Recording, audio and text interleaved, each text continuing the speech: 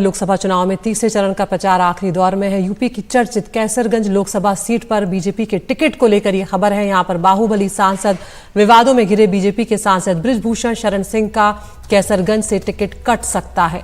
Party आला कमान की बृजभूषण शरण सिंह से इस बारे में बातचीत हुई है। बीजेपी बृजभूषण शरण सिंह के बेटे करण भूषण को यहां पर कैसरगंज से मौका दे सकती है। तो पहलवानों के यौन शोषण के आरोपों की वजह से यहां पर उनके प्रत्याशी बनाए जाने को लेकर लगातार सस्पेंस जो है वो बना हुआ था और काफी आलोचना भी पार्टी को कहीं ना कहीं उनके चलते झेलनी पड़ी थी।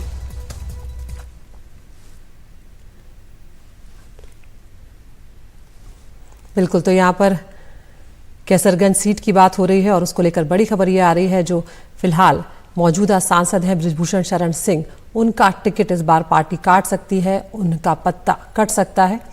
पहलवानों से यौन शोषण के आरोपों की वजह से उनके टिकट को लेकर सस्पेंस यहाँ पर बना हुआ था और ये भी लग रहा था कि पार्टी इस बार शायद उन्हें मौका नहीं देगी और इस तरह की खबरें भी इस वक्त आ रही हैं। और ये भी खबरें हैं सूत्रों के हवाले से कि बीजेपी आला कमान की बृजभूषण शरण सिंह से बातचीत हुई है, लेकिन अब देखना होगा कि क्या कुछ यहाँ पर होता है, क्या उनके बेटे को कैसरगंज से उम्मीदवार बनाया जाता है या नहीं।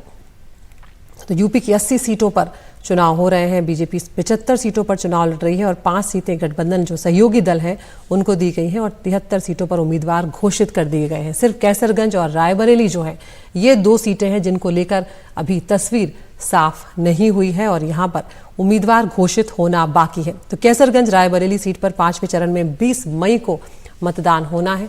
तो ऐसे में देखना होगा कि यहाँ पर क्या बृजभूषण शरण सिंह जो है उनका पत्ता कट सकता है। हमारे साथ हमारे एग्जीक्यूटिव एडिटर अखिलेश शर्मा इस वक्त जुड़ गए हैं। अखिलेश, ये बड़ी खबर भी होगी क्योंकि हम ये भी जानते हैं कि बृजभूषण शरण सिंह विवादों में घिरे रहे हैं और पहलवानों को लेकर यौन उत्पीड़न के आरोपों को लेकर कहीं ना कहीं पार्टी को उनके चलते बैकफुट पर भी आना पड़ा था।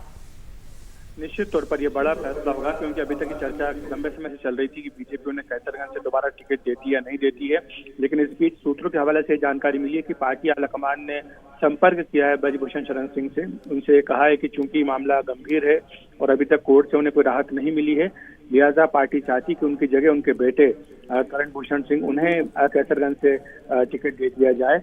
अब ये बृजभूषण शरण सिंह के ऊपर निर्भर करेगा। हालांकि इस तरह की बातें पहले भी आई थी, पहले भी उनसे कहा गया था कि या तो उनके बेटे को या उनकी पत्नी को कैसरगंज से चुनाव लड़वाया जा सकता है, लेकिन वो इसके लिए तैयार नहीं थे। उनका कहना था कि वो खुद ही चुनाव लड़ेंगे, लेकिन अभी तक चूंकि अदालत से कोई राहत नहीं मिली है। इस बीच 7 मई को अदालत ये फैसला करेगी कि इस मामले में जो कि 6 महिला पहलवानों की ओर से उनके ऊपर यौन उत्पीड़न के आरोप लगाए गए हैं, उसमें उनके पास चार्जेस फ्रेम किए जाएं या न किए जाएं, तो ये 7 मई को कोर्ट का फैसला होगा। तो जाहिर सी बात है कि बीजेपी तब तक इंतजार नहीं करना चाहती है और अगर बृजभूषण शरण सिंह को खड़ा किया जाता है तो इससे एक गलत मैसेज जाएगा न केवल यूपी में बल्कि पूरे देश में। इसीलिए पार्टी आलाकमान की ओर से पेशकश की गई है कि उनकी जगह उनके बेटे को टिकट दे दिया जाए। बिल्कुल अखिलेश, लेकिन यहाँ पर दूसरा इसका पहलू ये भी होगा क्योंकि बीजेपी लगातार विपक्ष पर, इंडिया गठबंधन पर परिवारवाद का आरोप लगाती है और ऐसे में अगर बृजभूषण शरण सिंह के बेटे को मौका दिया जाता है तो वो इल्जाम फिर बीजेपी पर भी आएगा।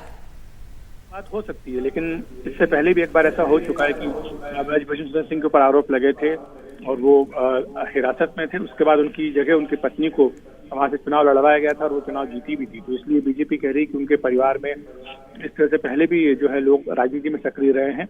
और दूसरी बात ये भी है कि जो जातिगत समीकरण है उस इलाके के, उसमें बृजभूषण शरण सिंह की सहमति लेना पार्टी के लिए जरूरी है, क्योंकि न केवल कैसरगंज बल्कि जो आसपास की सीटें हैं उस पर भी इस फैसले का असर पड़ेगा। बिल्कुल, बहुत बहुत शुक्रिया अखिलेश इस तमाम जानकारी के लिए। तो देखना होगा कि अब कैसरगंज सीट पर बीजेपी का अंतिम फैसला क्या होता है, लेकिन फिलहाल जो खबरें आ रही हैं उसके मुताबिक विवादों में रहे बीजेपी सांसद बृजभूषण शरण सिंह का इस बार कैसरगंज से टिकट कट सकता है।